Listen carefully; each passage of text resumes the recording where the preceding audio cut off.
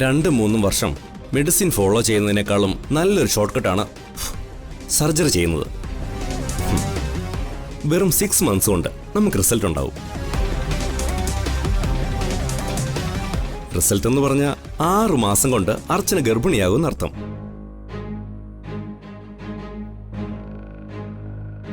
Surgery എന്നൊക്കെ കേൾക്കുമ്പോൾ ഭയം തോന്നുന്നത് സ്വാഭാവികമാണ്. അതാ ഇതൊന്നുകൊണ്ടും പേടിക്കണ്ട. നിങ്ങളെപ്പോലെ ഒരുപാട് ആളുകൾ സർജറിയിലൂടെ പ്രശ്നം പരിഹരിച്ചിട്ടുണ്ട്.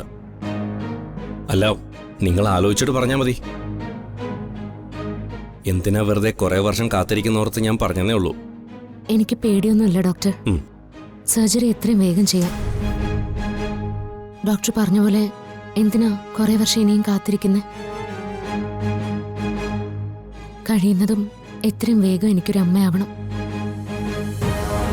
അർച്ചന പറഞ്ഞതാ ശരി. എന്തിനാ നമ്മളായിട്ട് വൈകിപ്പിക്കുന്നേ?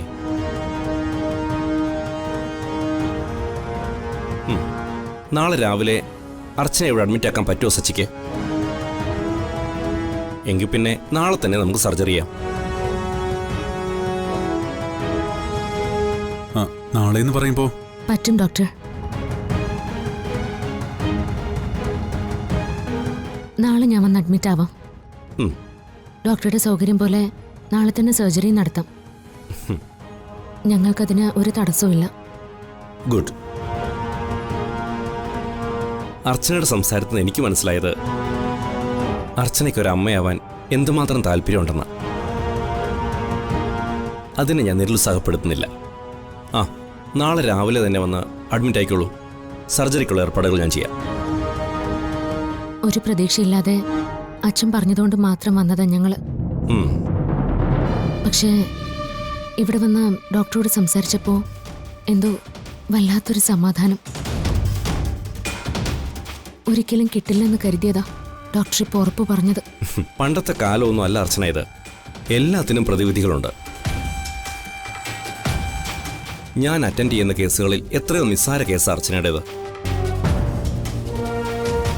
അത് നമുക്ക് മാറ്റാം. എന്താ പോരെ? മതി ഡോക്ടർ. ഡോക്ടറുടെ ഉറപ്പ് മതി ഞങ്ങൾക്ക്. എങ്കിൽ പിന്നെ വളരെ സന്തോഷത്തോടെ പോയിട്ട് വാ അർച്ചനെ. എന്നിട്ട് നാളെ രാവിലെ വന്നാൽ മതി. ശരി ഡോക്ടർ. പോയിട്ട് വരാം. ശരി ഡോക്ടർ.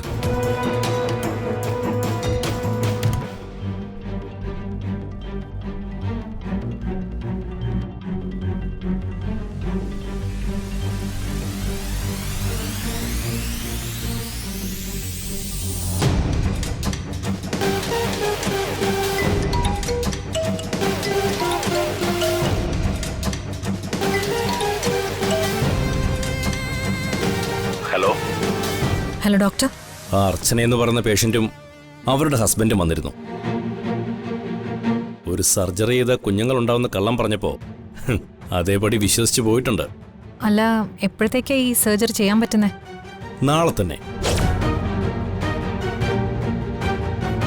എന്തിനാ അത് വൈകിപ്പിച്ച് കാത്തിരിക്കുന്നത്? നാളെ അവരോട് വരാൻ പറഞ്ഞിട്ടുണ്ട്.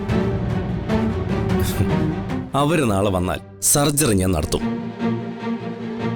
അത് പ്രസവിക്കാനുള്ള സർജറി അല്ല, എന്നേക്കുമായി പ്രസവിക്കാതിരിക്കാനുള്ള യൂട്രസ് റിമൂവൽ സർജറി.